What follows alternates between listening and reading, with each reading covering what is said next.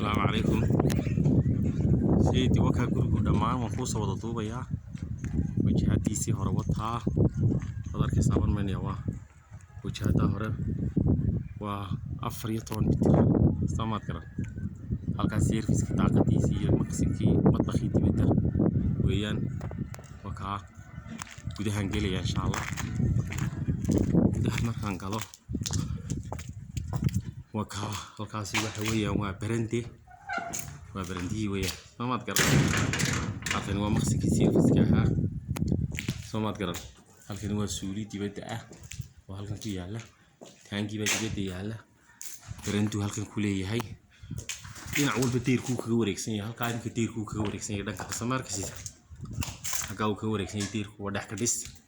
bartan buu ka dhisan yahay halkan waxa ku yaala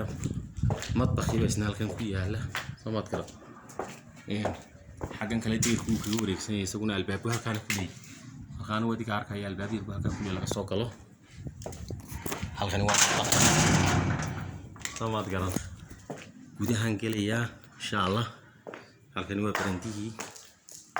gudahan gelaya albaabkani waa albaab fadhiga laga galo labaad albaabka kale guriga caadiga lagu geliyaa ka albaabka la saddexaad uu leeyahay ku tusi doona marka gudihii baan galay waxa weyn tan waa daaradii dhexe dhinac walba daarad ku leeyahay xagana daarad ku leeyahay halkan